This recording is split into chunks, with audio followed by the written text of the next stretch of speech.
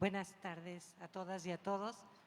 Les agradezco, en primer lugar, el esfuerzo de seguir aquí en el aula, siendo que sé que ya están cansadas, cansados y que han tenido una jornada larga. Quiero decirles que me siento muy honrada de poder compartir con ustedes en esta sede en particular, en una región tan sensible en este momento por lo que estamos viviendo. Y les quiero pedir que en un minuto tratemos de concentrar nuestra atención, cerremos los temas domésticos, los temas del pago de la luz, de qué vamos a comer hoy, de qué voy a hacer después, y yo les prometo que voy a ser lo más breve y expedita. Le decía a la maestra Excel que ella ya dio la conferencia que yo iba a dar, así que le agradezco muchísimo porque está presentando exactamente lo que quiero abordar en este tema, caminos que conducen a la paz. Voy a hablar en 3 momentos, muy brevemente. Primero, sobre el quehacer educativo en el contexto que estamos viviendo de violencia. Segundo, la vida cotidiana y preguntarnos si puede ser un espacio de esperanza. La felicitación a tantas maestras y maestros de esta región nos está indicando que sí puede ser un espacio de esperanza. Y en tercer lugar, algunos caminos que conducen a la paz y que hemos aprendido de maestras como la maestra Shell y todos los que estuvieron acá y muchísimos de ustedes que no participaron en los reconocimientos, pero que hacen esfuerzos, y eso voy a compartir. Quiero empezar diciéndoles que estamos en una región en la que hay muchas lágrimas en la vida de las escuelas, en la vida de las familias. Los informes internacionales, los informes nacionales de comisiones de derechos humanos nos van diciendo toda la afectación que están viviendo niñas, niños y jóvenes por el contexto de violencia, por el debilitamiento de normas y valores, por la falta de apoyo social, etcétera. Todos estos efectos del estrés que va viviendo la infancia, las infancias y las juventudes son generadores de más violencia cuando no tienen un cauce.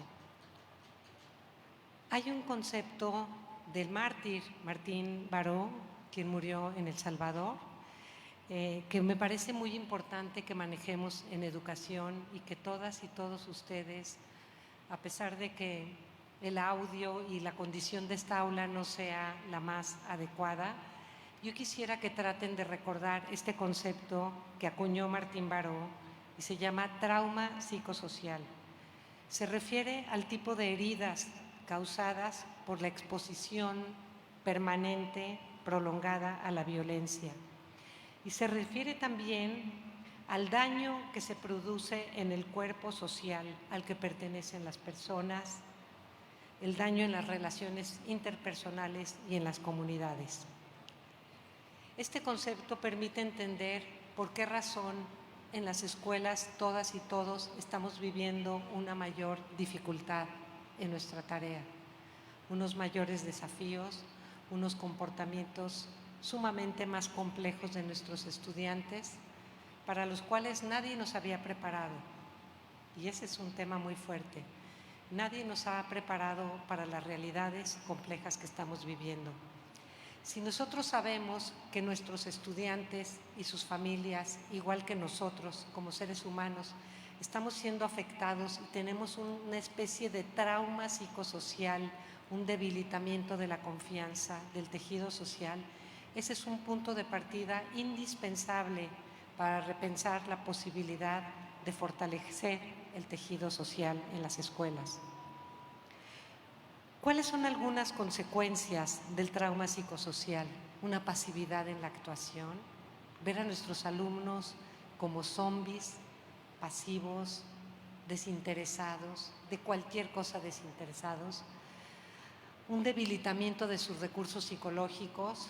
Hace un par de días me comentaba una persona de alguien que pierde totalmente el control, situaciones de pérdida de control, aparentemente sin una causa que lo justificara, pérdida de autonomía, angustia generalizada, ¿Cuántas y cuántos de sus estudiantes reciben tratamiento por motivos de estrés, por situaciones que han vivido en sus familias, en sus colonias, en los empleos de sus padres o madres de familia? La angustia generalizada paraliza nuestro cerebro y nos impide estudiar, nos impide abrirnos, nos impide trabajar. Hay también un fenómeno que es muy preocupante, que es el deterioro de la sensibilidad frente al sufrimiento ajeno y la pérdida de esperanza. Docentes como ustedes me han podido compartir la forma en que sus alumnos hablan de algo, de un crimen que sucedió cerca de su casa, en su colonia, con una indiferencia, con una frialdad, como si estuvieran viendo una caricatura y no lo que le pasó a un joven de su edad. Esta es otra de las manifestaciones de estar bajo los efectos de un trauma psicosocial, este deterioro de la empatía y de la sensibilidad. Es decir, que recibimos tanta violencia que ya parece que somos inmunes a sentirnos implicados ante la muerte o el daño a otra persona. Hay una inseguridad, una falta de proyecto de futuro, hay una necesidad de vinculación o pertenencia personal.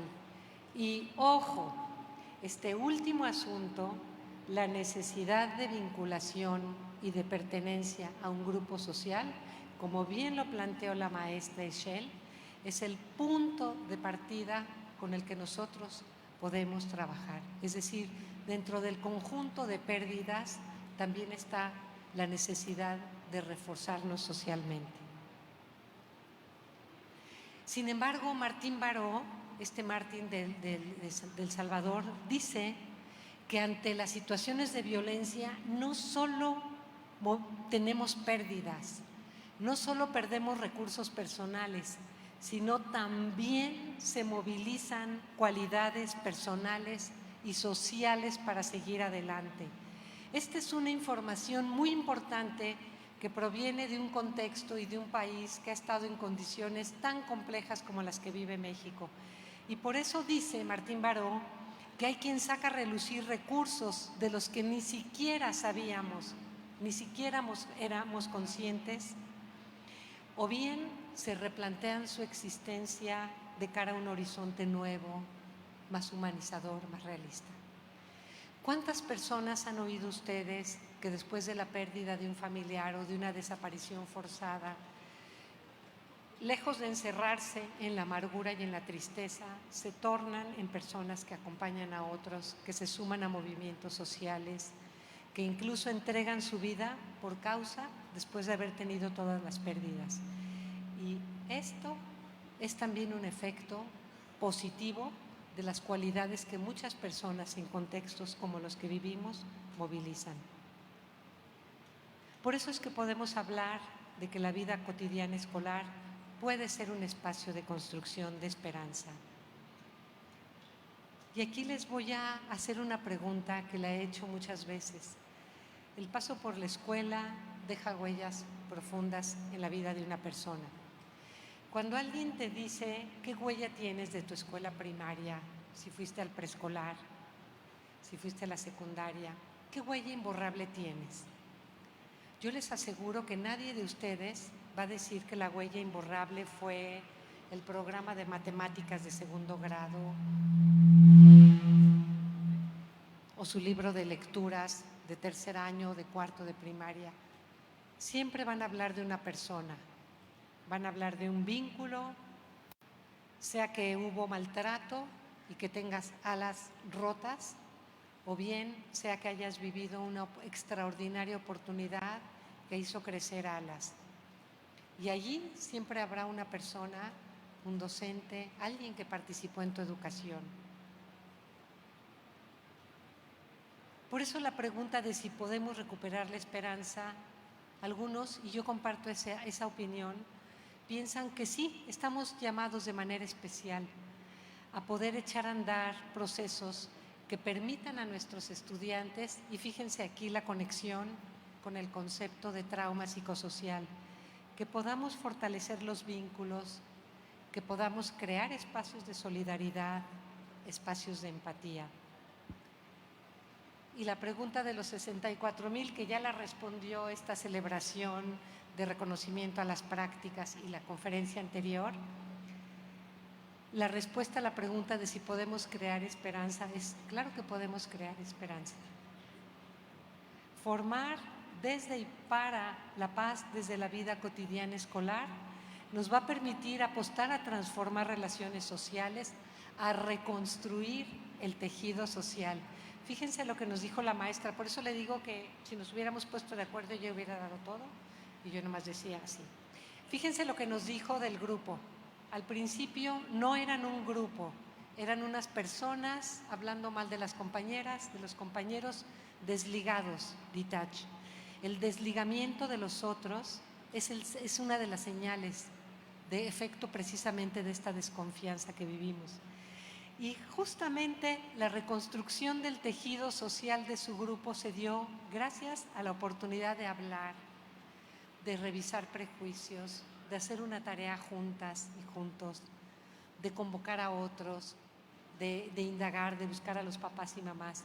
Y entonces la reconstrucción del tejido social es una tarea que podemos abordar en lo cotidiano de la escuela. No en los momentos especiales de celebración. El tejido social se construye principalmente en las aulas. Por eso no es exagerado decir que nuestra tarea cotidiana en la docencia sí tiene implicada la posibilidad de construcción de paz. Depende de cómo trabajemos con los alumnos. Podemos crear y fíjense, y sostener barreras efectivas contra la violencia. ¿Gracias a qué? A un tejido comunitario fortalecido. Alimentar la esperanza también implica fortalecer el poder de actuación de las personas, tanto en lo individual como en lo colectivo. Y fortalecer el poder quiere decir poder hacer cosas, investigar, hablar, preguntar, presentar, disfrazarse, hablar en público. Eso es el desarrollo de capacidades. Entonces, el desarrollo de capacidades, la reconstrucción de tejido social y aportar a la construcción de paz son todos elementos vinculados. Voy a compartir muy breve 5 caminos que hemos visto en aulas y escuelas de Guanajuato que construyen paz. Toda esta lección la hemos aprendido en las escuelas y se las comparto de manera breve. Primer camino, reconocimiento y aprecio. Si tú acostumbras reconocer, valorar las diferencias individuales de tus estudiantes, reconocer sus necesidades académicas, propiciar que se cree una comunidad solidaria, estás trabajando en un camino de paz. Creías que estabas haciendo las cosas para que aprendieran y sí estás haciendo las cosas para que aprendan, pero además estás construyendo paz. Y ahora voy a decir por qué. La maestra Rocío de 6º grado. Vamos a ver qué hace la maestra Rocío. Por eso les dije que para otra nos ponemos de acuerdo y en lugar de que les hable de una maestra que no está aquí, lo dicen los maestros que están aquí.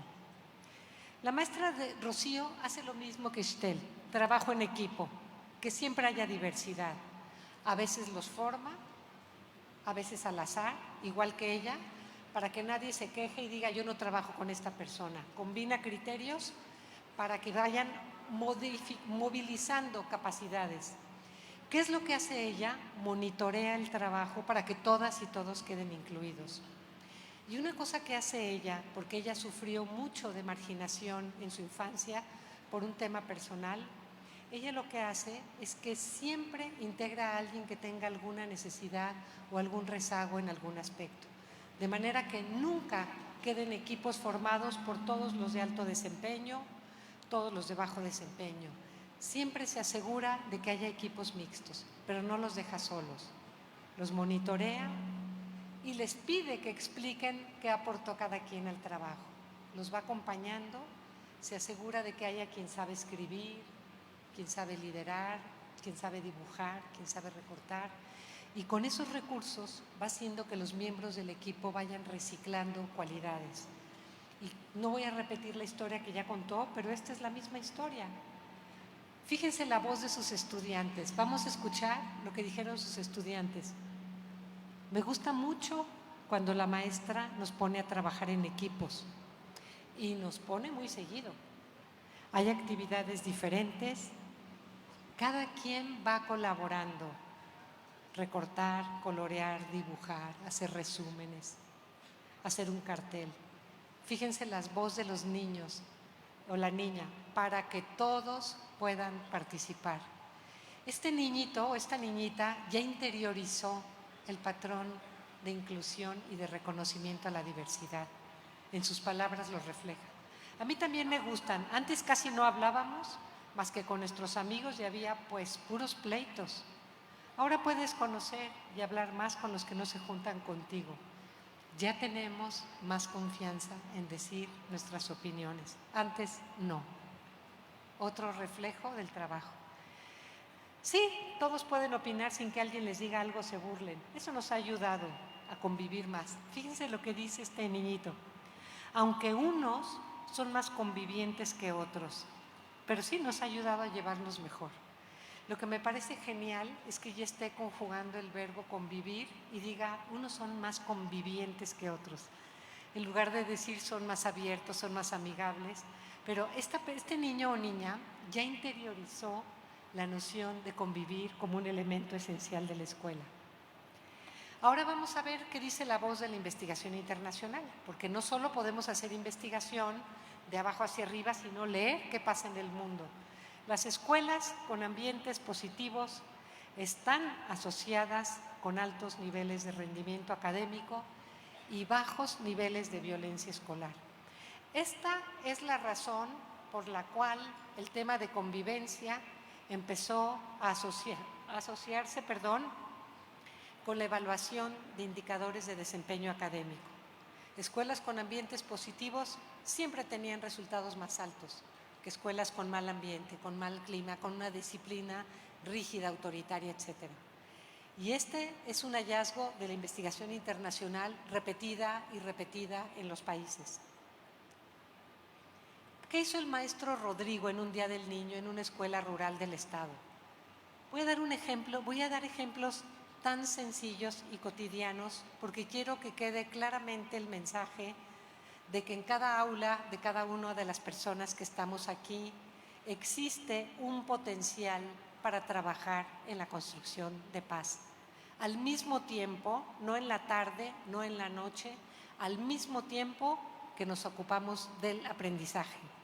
Pues, ¿qué creen que pasó con el maestro Rodrigo? Están en el Día del Niño, los niños vienen disfrazados de hombre araña, vienen disfrazados de cowboy, vienen disfrazados de esto y del otro. Y de repente sube un niño que no tuvo recursos en su casa para comprarle ningún disfraz y viene con su ropita de casa muy sencilla. Y entonces dice, y ahora viene Luis Eduardo que viene disfrazado de niño, bravo. Y entonces la idea que tuvo en el minuto de decir, viene disfrazado de niño, bueno, no se imaginan la carita del chiquito, cómo cambió al momento de que lo integran a la fiesta, en lugar de haber dicho, los que no pudieron comprar su disfraz, por favor se quedan abajo, se quedan en el salón, porque no pueden pasar a la fiesta. El maestro Rodrigo tuvo la intuición en el instante y no fue el único niño y niña que venía disfrazado de niña o de niño, porque había varios más que no tenían disfraz que ponerse, pero hubo fiesta para todos. ¿Se dan cuenta de la sencillez con la cual el gesto de integrar a todas y a todos se puede hacer en la escuela? Segundo camino, el camino de la colaboración y el apoyo mutuo. Bueno, aquí ya tuvimos una exposición magistral, de modo que voy a economizar muchísimo, porque lo que nos acaba de compartir la maestra es un camino de colaboración y de apoyo mutuo, precisamente.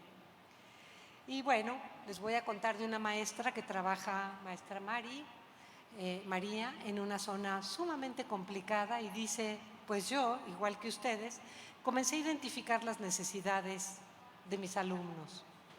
Mucho rezago escolar, mucha violencia intrafamiliar, drogadicción, intentos de suicidio, alumnos que estuvieron en el tutelar, familias desintegradas, entre otras.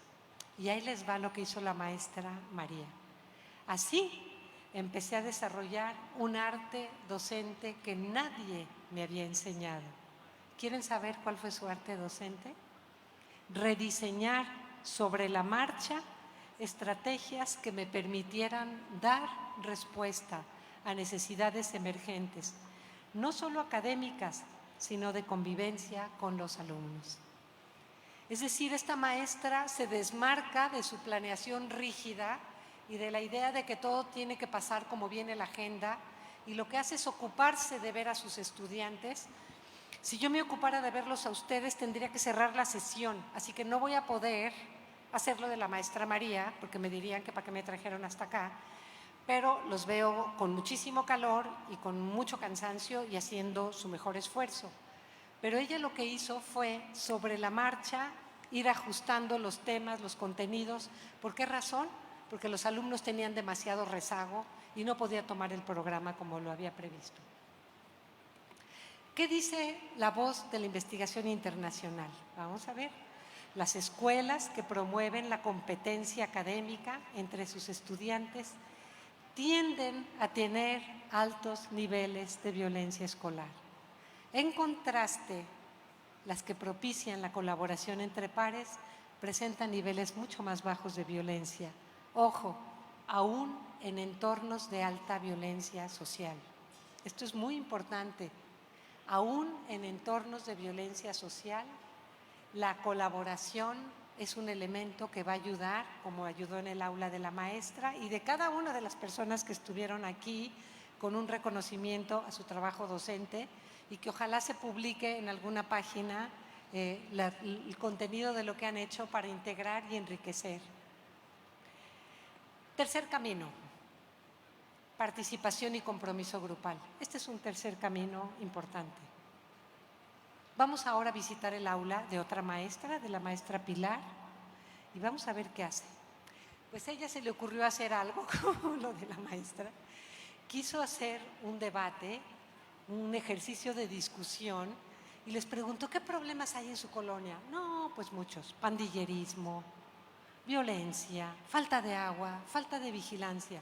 Pero ¿qué creen? Una niñita dice: deforestación, porque talaron todos los árboles de un parque local. Y ahí se enganchan los demás compañeros. Lo demás les pareció interesante, pero este tema los comprometió porque era el parque de su localidad, en uno de los municipios de esta entidad, y la pérdida del parque les quitó el espacio con sombra, con árboles, un espacio lindo, y se meten todos. Pues, ¿qué creen que hizo la maestra? Se puso a preparar el debate y los puso a investigar, como el tema de género.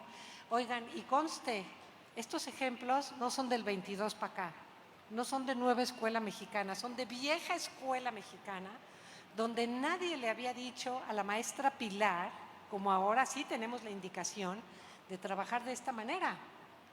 Y vamos a ver qué dice la maestra. Tienen que analizar los problemas, ustedes tienen que estar informados, van a analizar y vamos a dar la opinión. ¿Qué creen que les propuso la maestra? Vamos a escribir una carta y lo vamos a mandar a la autoridad municipal para saber por qué hicieron eso y cómo lo van a reparar. Y esta no es una historia rosa, es una historia verdadera. Hicieron su carta, mandaron la carta y tuvieron una respuesta. ¿Qué dicen los estudiantes 2 meses después? Aprendimos mucho. La maestra nos dijo que habláramos más de un problema, que dijéramos dónde está el origen del problema y que después pensáramos en soluciones. Y fíjense lo que dice. Y también nos dijo que evitáramos. ¿Qué cosas evitar? Nos dijo que escribiéramos más información y miren un paso intelectual muy importante. Aprendan a separar los hechos de sus opiniones. Entonces la maestra les enseñó a diferenciar hechos de la opinión que tenían. Y dijo un alumno: a mí se me hizo difícil estar buscando, igual que a los tuyos. Se me hizo difícil. Yo busqué en los periódicos a ver si decían algo y por fin encontré una página que comprobaba lo que yo estaba diciendo, que era que había un problema de deforestación. ¿Qué dice la voz de la investigación internacional sobre este trabajo, esfuerzo de participación? Todos los esfuerzos orientados a promover el reconocimiento, la ayuda mutua y la participación son constructores de paz duradera en las escuelas. Así que eso nos lo ratifican desde Estados Unidos y Canadá, desde Francia, desde América del Sur, desde muy distintos países nos confirman que el reconocimiento, la ayuda y la participación son elementos pedagógicos, son pedagogías de paz. Bueno, vamos al penúltimo camino, el camino de diálogo en la resolución de conflictos. Este es un camino que muchas escuelas de Guanajuato están emprendiendo gracias a procesos de mediación, de círculos de paz, de desarrollo de habilidades. ¿Y por qué razón? Porque aprender a resolver los conflictos por el diálogo permite que los alumnos reconozcan intereses, necesidades de las partes, ser más justos en valorar la situación y sobre todo en la posibilidad de llegar a un acuerdo. Cuando hacemos procesos de mediación, las personas maduran en la capacidad de resolver pacíficamente sus conflictos. ¿Qué caminos curriculares promueven el desarrollo emocional y comunicativo? Primero que nada, aprovechen los conflictos espontáneos. Considérenlos material precioso, los conflictos de tu aula, y no estoy diciendo que eches a andar el protocolo en el primer minuto. Justo agárralos antes de que lleguen a ser un conflicto importante. Toma las señales cuando sean muy pequeñas y ahí tienes una oportunidad de reflexión, de diálogo, de mediación. Usa los contenidos curriculares que tengas a la mano. Hay muchísimos en áreas de ciencias, de historia, geografía, lengua. En todas las áreas curriculares tienes contenidos. También puedes hacer debates, como hizo la maestra, debates sobre temas hipotéticos, conflictos hipotéticos o temas que han sucedido en la colonia o en el salón. También puede haber talleres extracurriculares con temas de mediación. Y les quiero decir que la mediación entre pares es uno de los recursos que a nivel internacional tiene más fuerza en la construcción de escuelas pacíficas. Último camino, el camino de las sanciones formativas. No podemos solo bajar la ley y el orden, la expulsión y la suspensión si queremos construir la paz. Necesitamos hacer esto como hace la maestra Pilar. Cuando hay un conflicto, ya sea en un compromiso, les digo, no quiero que pienses mañana, quiero que me digas hoy. Yo no estoy prometiendo que mañana no va a volver a haber otro conflicto. Yo les doy confianza, pero soy firme. La mayoría de las veces le digo, tú te quedaste, tú comprometiste a hacer eso. Siempre los involucro para encontrar soluciones a los problemas que se presentan. Trato de hacerlos reflexionar sobre otras formas de solucionar los problemas, de buscar formas más educativas, de que todas y todos podamos aprender. Esta maestra, la maestra Pilar, ha trabajado en una de las zonas que están en la nota roja de una ciudad muy grande de esta entidad y su aula siempre tiene dinámicas pacíficas porque la construye. Cada ciclo escolar la construye con los recursos que he mencionado. Esto es lo que trataba el modelo de convivencia. El problema del modelo es que si nos quedamos aquí, aplicación de reglamentos y sanciones, olvídense y porfa no le llamen modelo a eso. Eso se llama aplicar el reglamento y el protocolo. El modelo de convivencia, lo que está platicando, es lo que les acabo de compartir. Eso es un modelo de convivencia en acción. Y por esa razón es que todo lo que compartí tuvo su foco en este nivel y en este nivel. Entonces, quiero que quede muy claro en esta sesión que es incorrecto que alguien diga estoy usando un modelo de convivencia que no sirve porque el protocolo y el reglamento no me funcionó. Perdón, eso no fue ningún modelo de convivencia. Eso fue saber que las sanciones, si no están acompañadas de eventos formativos y de toda una vida que propicie el tejido social, que se haga cargo del trauma psicosocial, que acompañe la vida de los estudiantes, no puede construir la paz. Es como si yo les dijera que la cárcel va a construir la paz en el país. Alguien piensa que la cárcel, esa es la aplicación más estricta y dura de la norma.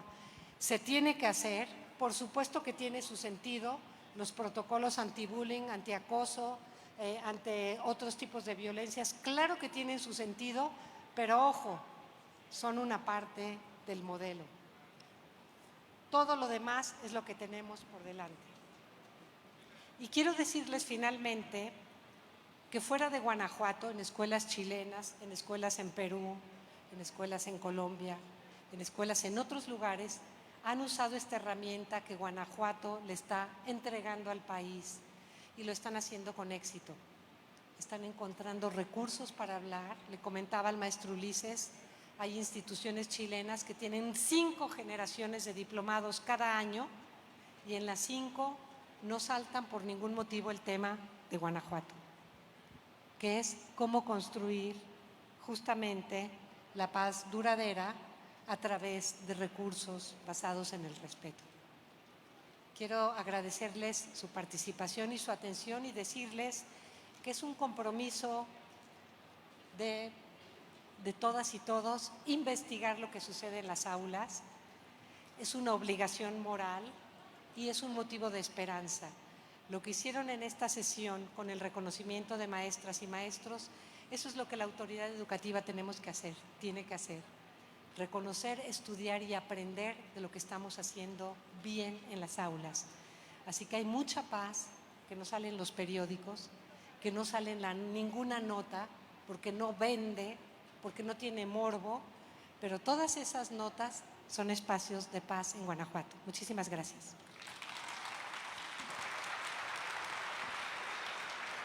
Excelente conferencia, doctora Cecilia. Muchas gracias por su intervención. Ahora procederemos a nuestra sección de preguntas y respuestas. Les recordamos que la dinámica es como en las anteriores intervenciones, escribir su pregunta en la papeleta y nuestros compañeros nos hagan favor de traerlas para dar su lectura. Muchas gracias. Les prometo responder muy breve lo que haya, porque sé que ya todos quieren salir corriendo de la aula antes de morir con un golpe de calor. Así que preguntas concisas, respuestas concisas y cerramos la sesión. Si me lo permiten, va la primera pregunta que dice: ¿qué enfoque del modelo de convivencia en acción debo aplicar frente a un aula en la que me encuentro sobrepasada y necesito siempre de ayuda en la intervención frente a la violencia que se vive diariamente? Ayuda. Híjoles, sí, está fuerte y esa es la situación de la maestra Pilar, de la maestra María, de la maestra Estel. Sí, lo que han hecho muchos maestros es poner actividades suaves, discretas y sutiles en las cuales existe la necesidad de hablar con otra persona. En un primer momento no puedes forzar que hablen alumnos que pertenecen a bandos, a pandillas, rivales en su colonia, sino que tienes que permitir que trabajen alumnos por afinidad, como hizo la maestra Estel.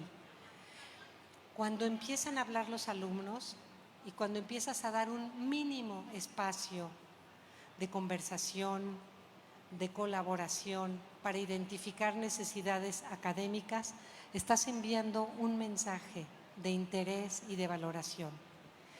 Los maestros cuyas aulas hemos estudiado combinan el aprecio, el cuidado, con actividades que van fortaleciendo académicamente a quienes están más desligados del trabajo del aula.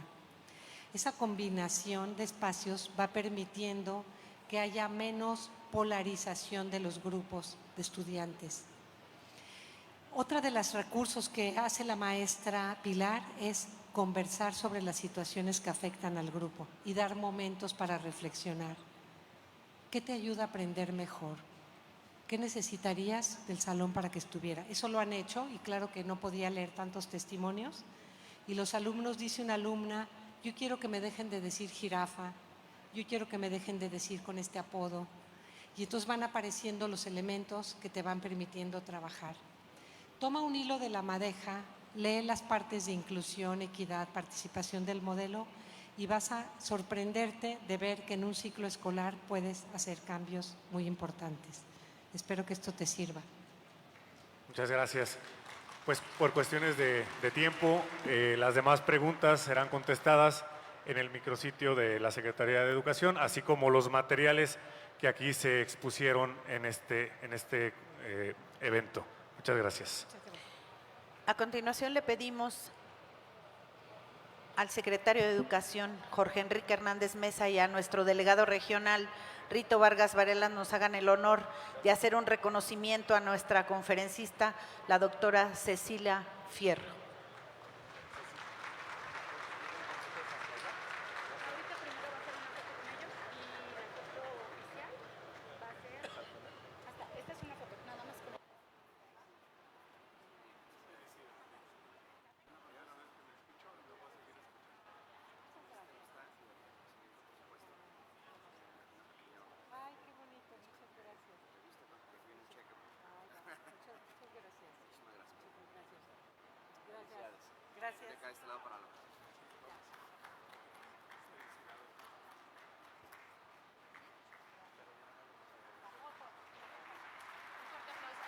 Fuerte aplauso, por favor, para nuestro secretario de Educación, nuestro delegado y nuestra ponente, la doctora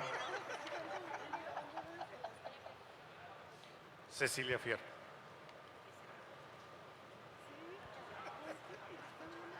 Muchas gracias.